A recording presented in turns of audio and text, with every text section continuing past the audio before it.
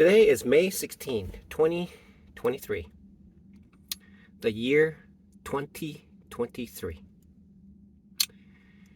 Boy, it has been a long time.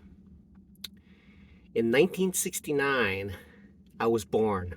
The year man stepped on the moon. That was 1969. Good old USA did that. And here I am, immigrated and living in America. I went to lunch late, and the young lady who was there, they closed at 2 o'clock, and I was there at 1:45, and she said, "We're closed!" And then a little lady came over and says, "Oh, it's okay. We close in 10 minutes." So I was able to get a decent buffet today. Trading seems to be, after having reviewed things, it is a characteristics of an ideal scenario. So ideally speaking, ideal square wave in electrical engineering perspective, digital level, is essentially a 0 to a 1.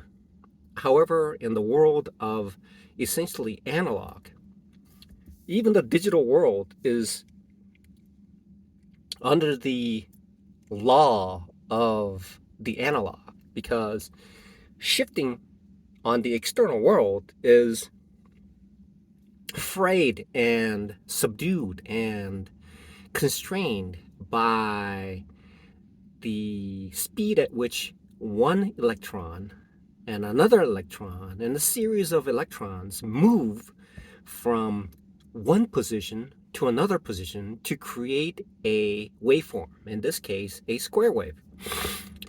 Square wave is essentially a digital square wave. Essentially, pardon me, I just came back from a spicy lunch.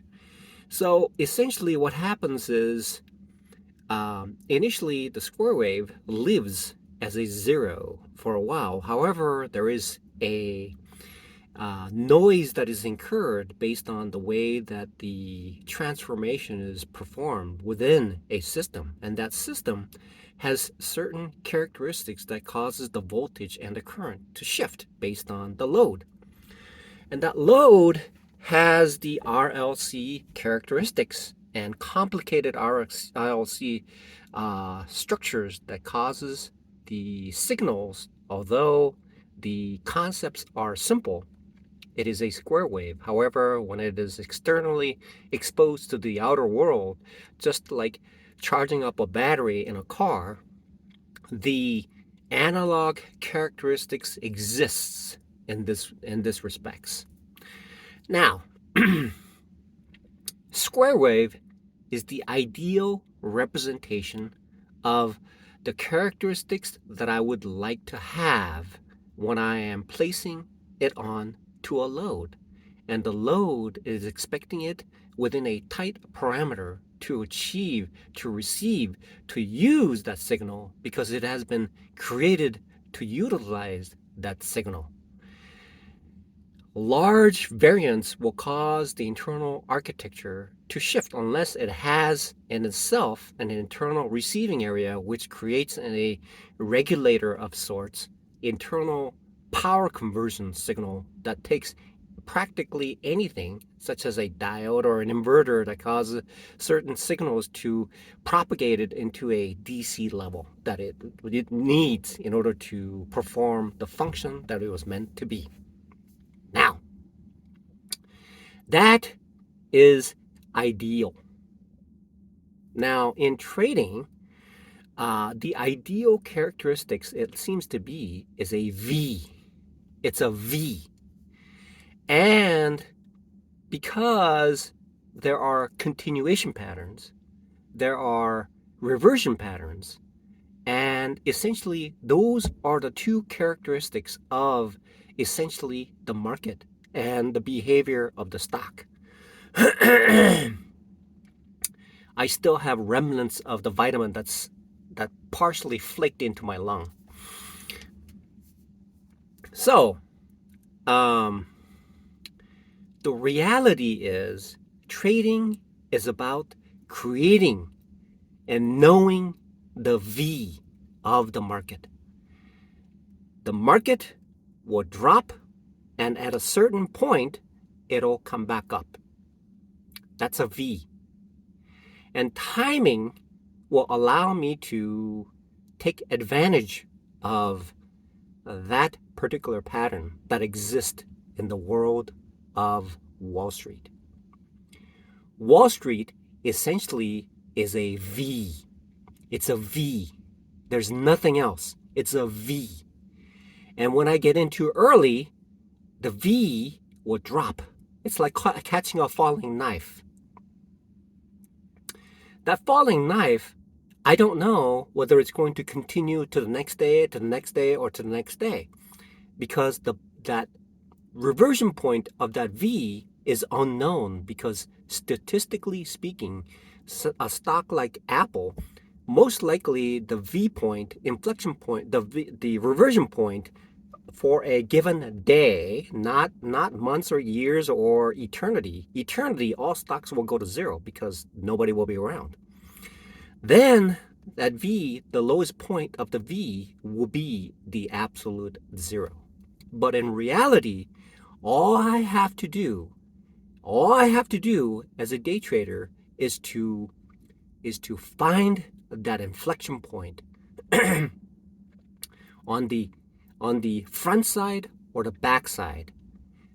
Preferably, if I find that inflection point of that V on the back side and as close as possible to that edge of that V, then the chances of me making money on my trade is the greatest.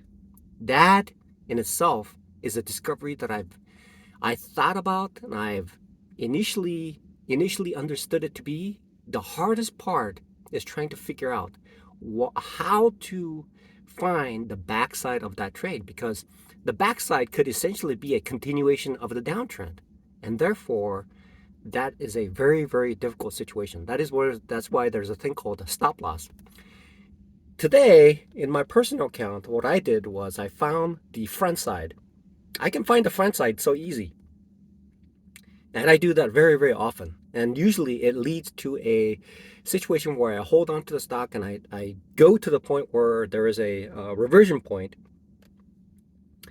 Right before the reversion point, I would sell. And then I would regret selling it because I'd tell myself, look, all I had to do was hold it for a little bit longer, and I would have made money or recouped the loss that I had.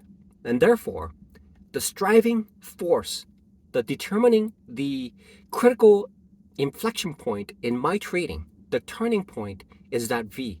The turn in the corner, that specific outline, that specific instance of Wall Street is that inflection point.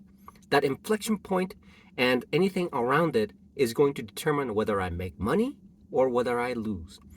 And on the flip side, all I have to do is turn that V upside down, and I can look at what's happening on a green day when it goes up, up, up, and there's going to be an inflection point, or whether it'll continue to the next day.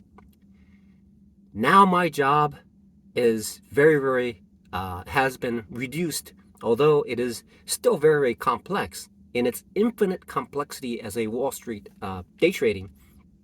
However, I have found the point where Wall Street exists in a single point, the letter V. It's like searching for Jesus Christ. I see this wooden carving in front of a mass, and I look at Jesus Christ. Is that Jesus Christ? I can't see him. It's just the figure that's there, the spiritual part.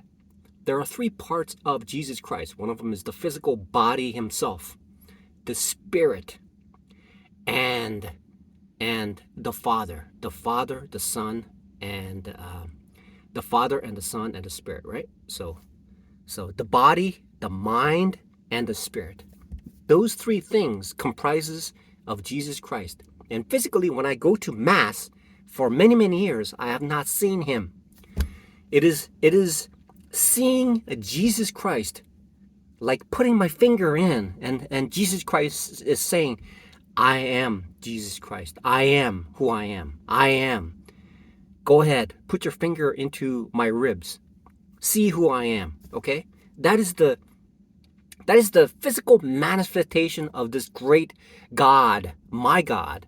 And then in trading, the physical manifestation of Wall Street is that V. It's the V.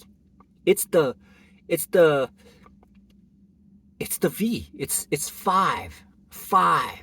In Roman numeral terms, it's five. Five, okay? Five. See, five. So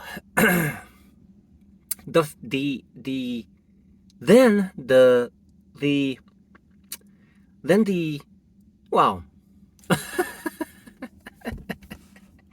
then the most important thing is to fine tune that V so that when I see it, then I know where it is. Whatever setups there are, whatever situations there are, it is essentially a V.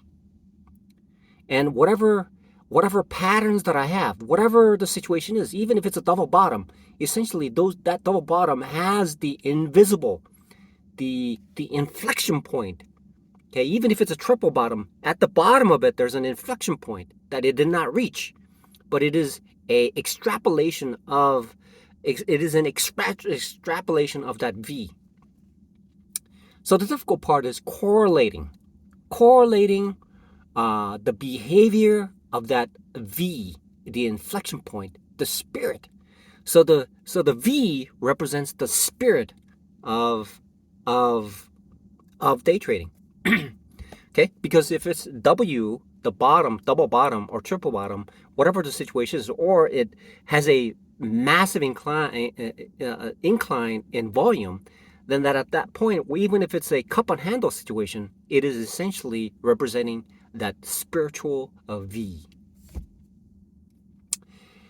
What I have been thinking about while I was talking about that, I'm thinking to myself, maybe I went to that buffet a little bit too late, and they did not appreciate the fact that I was there too late.